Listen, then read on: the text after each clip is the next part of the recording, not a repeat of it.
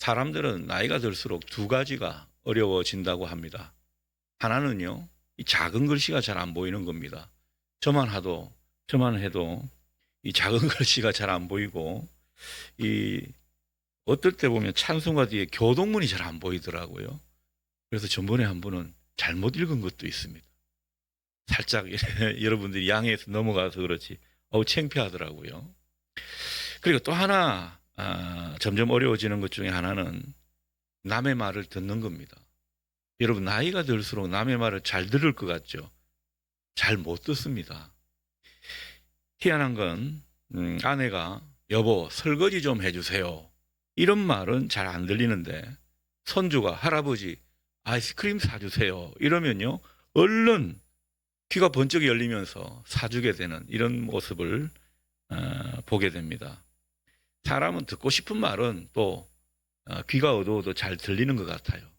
저희 어머님도 보면요, 중요한 이야기를 하면 뭐라고 이렇게 약간 못 듣는 척 하시는데 또 어떤 이야기는 굉장히 잘 알아들으시더라고요. 듣고 싶은 건 잘 들리나 봅니다. 자, 그런데 사실 우리에게 문제는요, 이 귀가 아니라 마음 잃는지 모르겠습니다. 귀는 열려 있는데 하나님의 말씀은 들리지 않고, 또 입은 열려 있는데 감사와 찬양은 잘 나오질 않는 모습이죠. 마음이 없으니까 이게 잘 안 되는 겁니다. 하나님은 계속 말씀하시는데 정작 우리는 다른 소리만 들을 때가 있습니다. 마음이 딴 데가 있기 때문이죠. 자, 오늘 본문에 등장하는 한 사람, 귀먹고 말 덧없는 사람이었습니다. 환자죠. 그래서 사람들은 그의 귀만 열리면 된다, 이런 생각을 가지고 이 병자를 예수님께로 데리고 옵니다. 그러나 예수님은 단지 이 사람의 귀를 열어주고 또 말을 하게 하는 이 일뿐만 아니라 더 큰 일을 하시는 그런 모습을 오늘 본문에서 우리가 보게 됩니다. 귀만 여신 것이 아니라 그의 삶을 여셨고 그의 믿음을 여시는 그 모습을 우리는 확인하게 되는 거죠. 자, 예수님께서 여러 이방 지역을 거쳐서 이제 갈릴리 호수에 이르셨다고 성경은 전해줍니다. 그때 사람들이 이제 오늘 말씀드린 귀먹고 말 덧없는 이 사람을 예수님께로 데리고 옵니다. 그리고 안수해 달라고 부탁을 하죠. 자, 그런데 예수님의 행동이 의외입니다. 곧바로 안수하시고 고쳐주시면 좋을 텐데 예수님은 이 사람을 사람들이 없는 곳으로 따로 데리고 가셨습니다. 언뜻 이 장면이 이해가 잘 되지 않는 장면일 수 있겠습니다. 자, 왜 이렇게 하셨는가? 당시에 병을 고치는 사람은요, 병을 고치는 그런 어떤 대상인 그 환자들을 생각하기보다 자기가 치유하는 과정을 사람들 앞에 보이기를 좋아했습니다. 그래서 사람들 앞에서 자기 능력을 좀 과시하고, 내가 이렇게 했다라는 것을 사람들이 좀 주목하도록 그렇게 하는 것이 보편적인 모습이었습니다. 사람이 많이 모일수록 유명해지고 명성도 커지기 때문에 어떻게 보면은 요즘 말로 하면 거의 환자 치유를 생방송을 하는 것처럼 그렇게 할 때가 많이 있었습니다.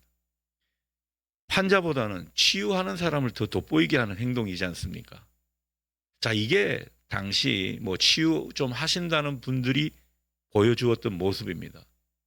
그러나 우리 주님은 어떻게 할까요? 철저히 그런 사람들의 모습과는 반대로 하셨죠. 예수님은 당신을 드러낼 이유도 없고 또 드러내실 분도 아니고 그저 병자를 먼저 보셨습니다. 병도 병이지만은 그 병을 갖고 오랫동안 힘들어했던 그 사람의 마음을 들여다보시는 그런 분이 바로 우리 주님이셨습니다.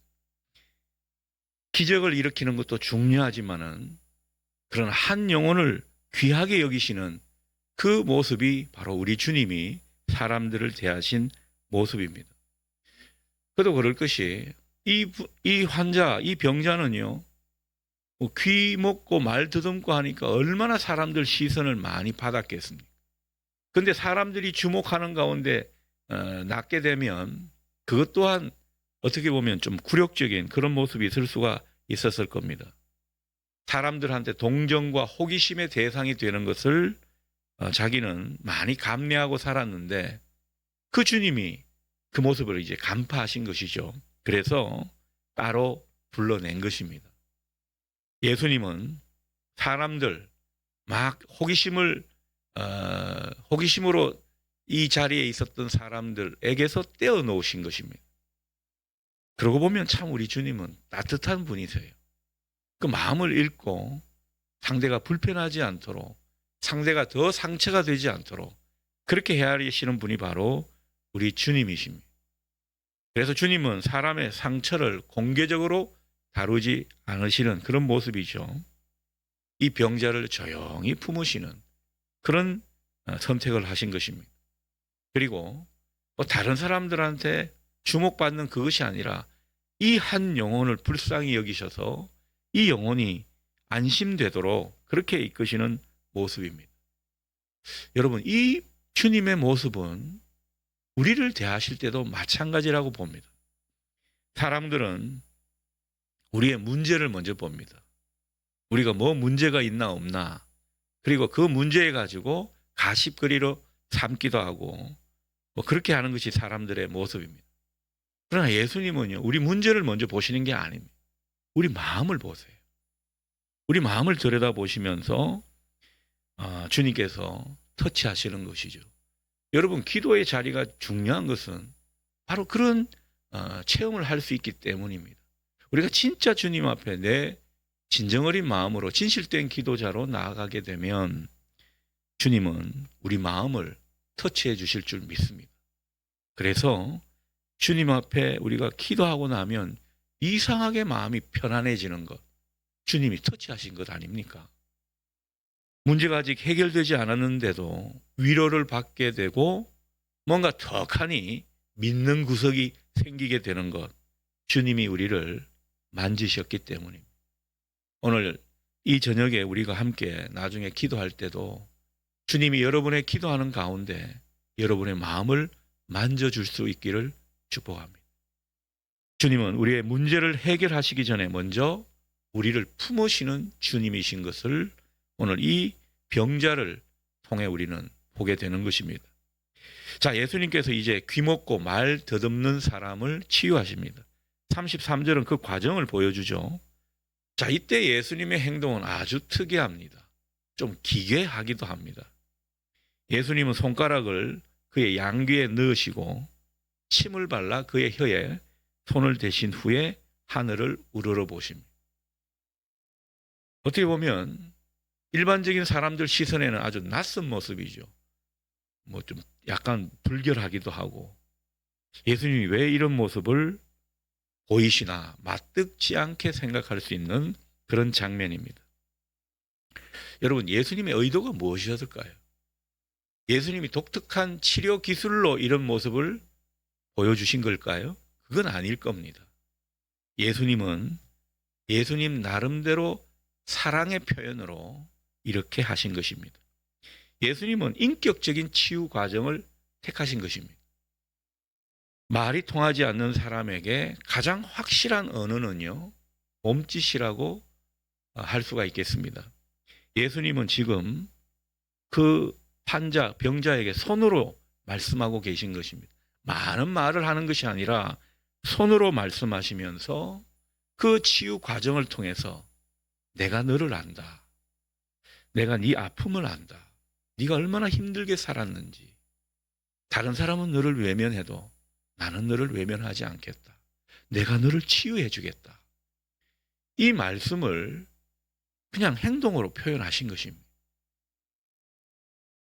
가끔 우리가 환우들 신방을 할 때 그런 경우가 있습니다.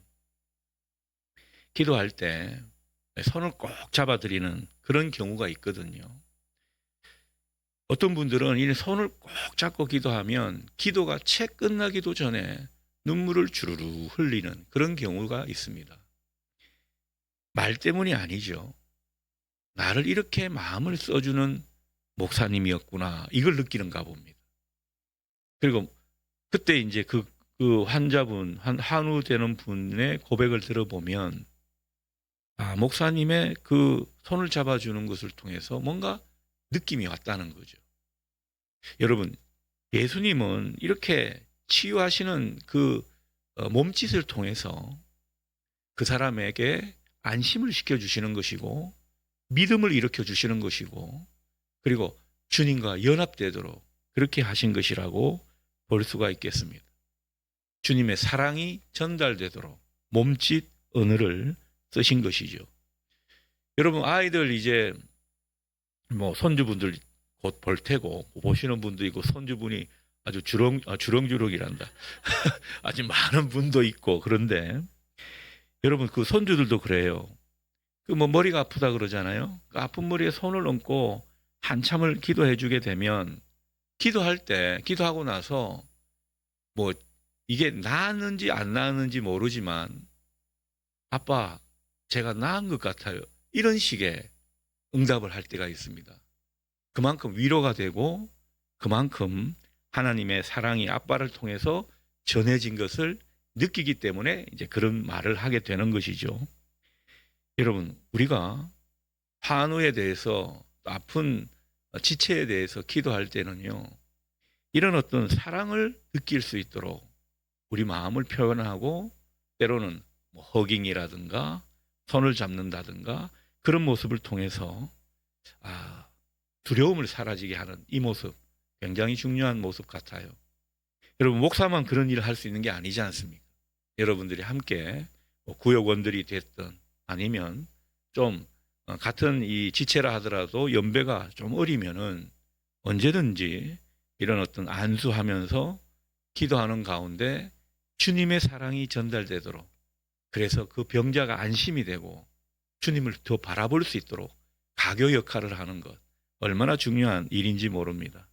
오늘 예수님은 바로 그 손길을 이 병자가 느끼도록 해 주신 것이라 볼 수 있겠습니다.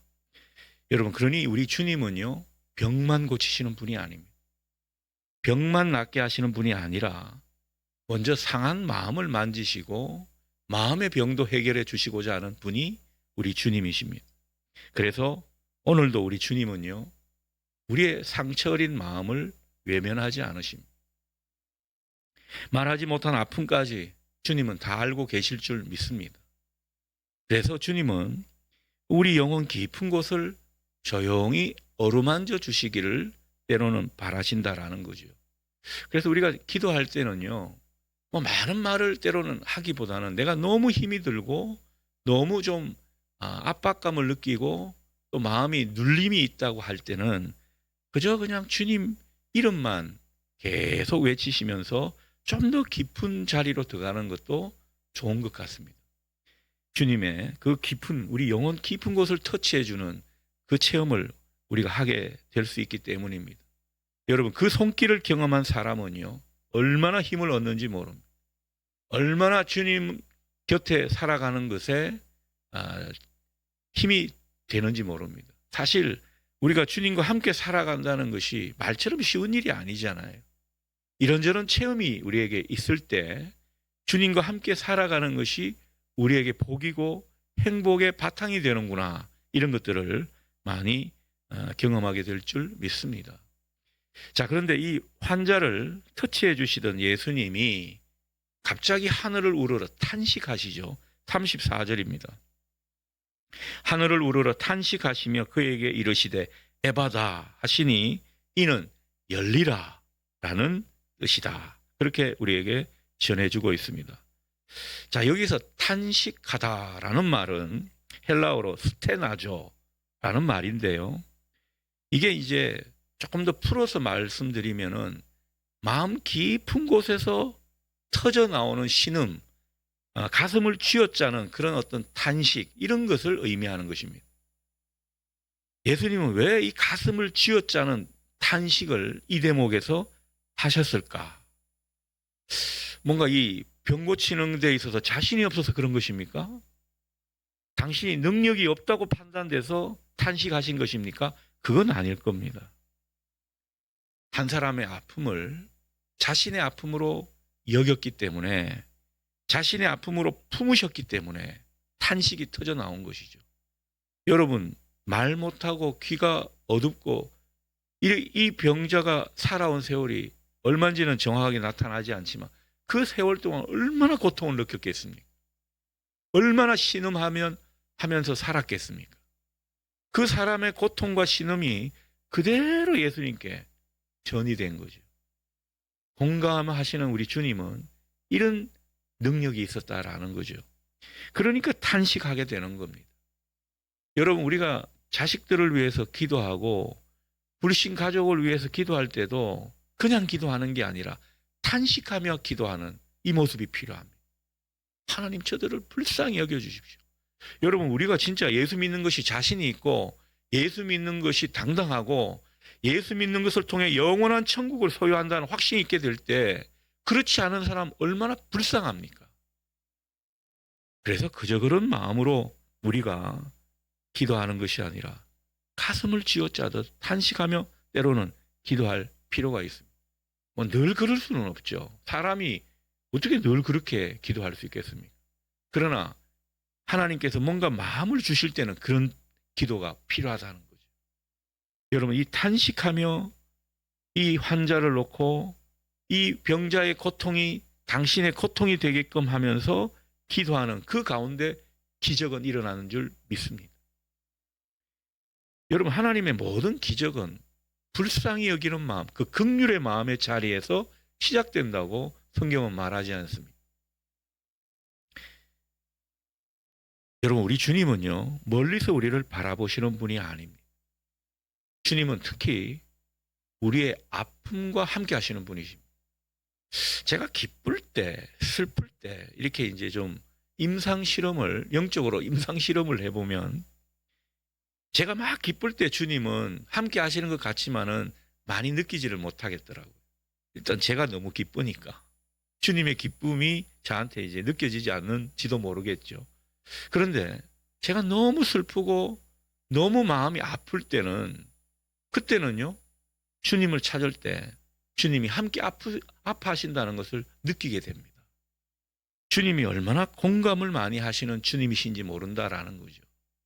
여러분, 우리가 울면 주님은 우리가 울면서 기도하는 그 곁에서 함께 우시는 줄 믿습니다. 여러분, 우리 주님은 멀리 계시지 않잖아요. 우리가 울면 함께 오시고 우리가 신음하면 함께 신음하시는 분이 우리 주님이시라는 거예요. 그래서 우리가 그 주님을 믿는 것 아닙니까? 그분을 의지하는 것 아닙니까? 히브리서는 말합니다. 예수님은 우리의 연약함을 동정하시는 대제사장이라고. 대제사장이면 영적인 권위가 있고 영적인 파워가 있는데 그분이 우리를 너무너무 동정하신다라는 거예요. 여러분, 세상은 아픈 사람, 마음이 눌린 사람 피하려 합니다. 귀찮아합니다. 때로는 그 연약함을 이용하기도 합니다. 하지만 우리 예수님은 고통당하는 사람의 친구이십니다. 그분들 곁에 계시고 그분들께 더 가까이 다가가시는 분이 바로 예수님이시라는 거죠. 상처를 피하지 않으십니다. 그 눈물을 외면하지 않으십니다. 영원한 천국에서만 눈물을 닦아주시는 게 아닙니다. 이 땅에서도 우리의 아픔, 우리의 눈물을 함께 하시고 닦아주시고 또 당신의 마음으로 끌어안으시는 분이 바로 예수님인 줄 믿습니다. 우리가 그렇게 그분 앞에 기도하는 거예요. 그분의 이름 의지해서 기도하는 겁니다. 여러분, 그래서 우리가 기도할 때 그렇습니다. 정말 사랑하는 사람 위해 기도할 때는 우리가 말이 길어지지 않습니다. 하나님, 저 양반 살려주십시오. 하나님, 우리 아이 도와주십시오. 불쌍히 여겨주십시오. 그 짧은 말에 눈물이 주르르 흐를 때가 있습니다. 그 가운데 우리는 깊은 기도를 경험하게 되는 거죠. 그 깊은 기도가 뭐냐? 하나님의 임재를 경험하고 하나님의 긍휼하심을 맛보는 그런 어떤 자리가 된다라는 거죠. 우리가 이 기도가 필요한 이유가 뭡니까? 바울이 그런 말을 했습니다. 성령도 우리의 연약함을 도우시나니. 말할 수 없는 탄식으로 우리를 위해 친히 간구하시느니라. 성령님도 탄식하며 우리의 기도를 중보하신다라는 거죠. 자, 그런데 성령님이 탄식할 때는 우리가 탄식하기 때문에 성령님도 탄식하는 것이지, 우리가 이 마음이 그렇게 아프거나 쥐어짜는 이런 어떤 마음자리가 아닌데 성령님 혼자 탄식한다면 이거 좀 이상하지 않겠습니까? 생뚱맞죠. 그래서 우리의 탄식 어린 기도가 때로는 능력 있는 기도가 되는 것입니다. 우리의 탄식이 끝나는 곳에서 하나님의 탄식이 시작되는 겁니다. 그래서 애통하는 기도에 능력이 있다고 말씀하고 있습니다. 눈물의 기도에는 하나님이 반드시 응답하십니다. 하나님도 우리를 향해 탄식하시기 때문에 응답하지 않으실 수가 없는 것이죠. 자, 예수님은 이 가운데 이제 탄식하며 이제 하늘을 우러러 탄식하며 마침내 한마디를 외치신 게 에바다. 바로 그 말이었어요. 열려라. 열려라. 참 짧은 말씀이죠. 주님도 기도를 길게 하신 게 아니에요. 탄식하면서 열리게 해 주십시오. 이 외마디의 기도를 한 것이라고 볼 수 있습니다. 자, 주님이 열려라 하는 이 말에 복음이 들어 있습니다. 여러분, 우리는 이 말씀을 언뜻 들으면은 귀가 열리고 혀가 뚫리는 그런 기적으로만 생각하기 쉽습니다. 물론 맞습니다. 실제 귀가 열렸고 혀가 풀렸잖아요. 맞기는 한데 오늘 본문은요, 더 큰 이야기를 우리에게 하고 있는 것입니다. 예수님은 단순히 귀 하나 고쳐주시려고 이 모든 과정과 하늘을 우러러 탄식하며 기도하신 것이 아닙니다. 그냥 그렇게 하실 것 같으면 네 믿음대로 될지어다. 다른 환자한테 하신 방법을 취했을 겁니다. 주님은 이 안타까운 인생을 다시 세우기 위해서 탄식하며 이 에바다라는 말을 외치신 것입니다. 여러분, 오늘 본문은 초대교회 전통을 보게 되면 항상 이사야 35장과 함께 읽어 내려간 본문입니다. 이사야는 메시아가 오시면 이런 일이 일어난다고 예언했죠. 이사야 35장 5절에서 6절 말씀입니다. 그때에 맹인의 눈이 밝을 것이며 못 듣는 사람의 귀가 열릴 것이며 말 못하는 자의 혀는 노래하리라. 오늘 이 환자, 이 병자를 낫게 하는 장면을 이 예언하듯 이 말씀을 이사야가 예수님 오시기 700년 전에 했다라는 거죠. 이것은 단순히 병고침을 말하는 것이 아닙니다. 오늘 이사야서의 말씀은요, 전체적인 맥락을 보게 되면 하나님 나라가 도래한 모습이 바로 이런 모습으로 나타난다라고 전해주고 있는 것입니다. 그래서 예수님은 단순히 병 하나 고쳐주시려 이 사람에게 다가가신 것이 아닙니다. 실제로 예수님은 치유하러 오신 분이시지만 치유 자체가 목적이 아니셨습니다. 예수님의 궁극적인 목적은 무엇이었습니까? 하나님 나라를 여는 것이었습니다. 하나님의 통치가 이루어지는 그런 삶을 사람들이 살도록 인도하신 것이죠.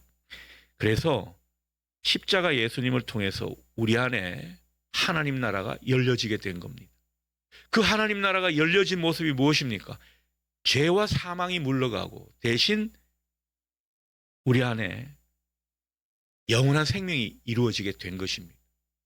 절망 대신에 소망이 찾아오게 되었고 사탄의 권세가 무너지는 가운데 하나님의 통치가 이루어지는 이 하나님 나라를 예수님은 이 환자에게도 선물로 주시려 하신 것입니다.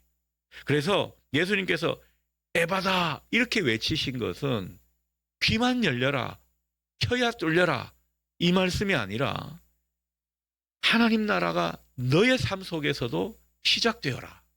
바로 이것입니다. 여러분, 우리가 문제만 해결된다고 행복한 건 아닙니다. 주님은 우리의 문제만 해결해 주시려 우리를 치유하시고 또 우리에게 고침의 은사로 나타나시는 분이 아닙니다. 하나님 나라를 소유케 해 주시려고 이 모든 일을 하시는 것입니다. 그래서 우리 예수님이 하시는 일은 언제나 우리가 기대하는 것보다 크다고 볼 수 있겠습니다. 여러분, 사람들은 병만 낫기를 원했죠. 그러나 예수님은 이 사람의 영혼까지 살리시는 그런 일을 하신 것입니다. 사람들은 귀만 열리기를 원했습니다. 그러나 예수님은 이 사람에게 하나님 나라를 열어주시려고 이렇게 한 것입니다. 사람들은 오늘의 문제 해결을 기대했을 겁니다. 그러나 예수님은 언제나 그 사람에게 문제 해결 너머에 영원한 생명과 자유를 주시려 하신다라는 것을 우리는 기억해야 합니다. 그게 복음이죠. 우리 아픈데 낫게 하고 경제적으로 궁핍한데 경제적으로 혀를 뚫어줘가지고 보다 잘 살게 해주는 것, 그게 복음이 아닙니다. 그 너머에 있죠. 그것은 그냥 부수적인 것입니다. 진짜 복음은 하나님 나라를 소유하는 것입니다. 하나님이 우리를 다스리시고 하나님이 우리와 함께 하시고 우리는 그 하나님의 품에 속한 사람으로 살아가는, 그래서 주님과 연합되어서 하나님의 능력이 나타나고 하나님의 역사를 보고 하나님의 지혜가 우리 가운데 자리 잡고 이런 인생을 주님은 꿈꾸시는 것입니다. 우리는 기도할 때 건강을 위해서 많이 기도하죠. 그러나 주님은 우리의 믿음을 세우려 하실 겁니다. 우리는 형편이 나아지기를 구하지만 주님은 우리를 새롭게 만들어 가시는 일에 초점을 두고 역사하시는 것입니다. 우리는 문제 하나 해결되기를 원하지만은 주님은요, 그 일을 통해서 우리 인생 전체를 새롭게 빚어가시기를 바라고 계신다 볼 수 있겠습니다. 그 일보다 크신 것을 주님은 보시고 일하시는 분이시기 때문입니다. 자, 그래서 때로는 우리가 기도하는 것보다 응답이 늦게 오는 것처럼 느껴질 때가 많습니다. 주님은 늦으시는 게 아니죠. 지체하시는 게 아닙니다. 주님은 더 큰 것을 준비하고 계신다 믿습니다. 이 주님을 우리는 생각할 필요가 있겠습니다. 주님은 우리의 필요를 외면하지 않으십니다. 우리 기도 제목 하나하나 주님도 다 주목하십니다. 그러나 주님의 목적은 거기서 끝나지 않는다는 것, 더 큰 것을 생각하시면서 열어가신다는 것, 오늘 우리가 그 주님을 바라볼 수 있기를 바랍니다. 주님은 언제나 큰 것을 보십니다. 우리의 병을 고쳐주실 때도 하나님을 더 깊이 알도록 이끄시기 위해서 그렇게 하시는 것입니다. 여러분이 기도 제목을 응답해 주셨습니까? 그 기도 제목 응답에만 초점이 있는 것이 아닙니다. 그 일로 하나님을 더 신뢰하라고, 다른 일에도 하나님을 더 의지하라고 그렇게 이끌어 주시는 것입니다. 기도할 때 우리의 눈물을 닦아주시는 이유는 무엇입니까? 하나님의 사랑을 더 깊이 경험하도록 이끄시는 것입니다. 그러니까 우리 주님은 우리의 환경만 바꾸시는 분이 아닙니다. 우리의 영혼을 바꾸시고 우리의 형편보다 우리의 믿음을 먼저 세우려 하시는 분이 우리 주님이십니다. 이것이 주님이 우리를 다스리시는 하나님 나라의 모습인 것입니다. 37절에서 사람들이 예수님한테 놀랐죠. 사람들이 놀라면서 이렇게 말합니다. 그가 모든 것을 잘하였도다. 참 아름다운 고백이 아닐 수 없습니다. 사람들이 단순히 병만 나은 것을 보고 이런 말을 하지는 않았을 겁니다. 이들도 뭔가 모르겠지만 하나님 나라를 본 것입니다. 그 고백을 하고 있는 것이죠. 오늘 우리도 이 같은 고백을 하면서 살아가기를 바랍니다. 지금 당장은 내 기도가 더디게 응답되는 것 같아도 주님은 결코 늦지 않으시다. 내가 원하는 것 하나를 이루시는데 그치지 않으시고 내 인생을 더 크고 깊게 열어가시기 위해 내 기도에 조금 더 지체하실 분이다. 오늘 우리에게 이 확신이 있기를 바랍니다. 주님은 오늘도 우리를 향해 말씀하십니다. 에바다. 우리의 다친 귀만이 아니라 다친 믿음을 여시고 다친 마음만이 아니라 우리 마음 가운데 하나님 나라를 여시고자 하시는 그 주님의 마음 의도를 오늘 여러분 똑똑히 보시면서 이 주님을 더욱 신뢰하고 의지할 수 있는 저와 여러분 될 수 있기를 축원합니다. 아멘.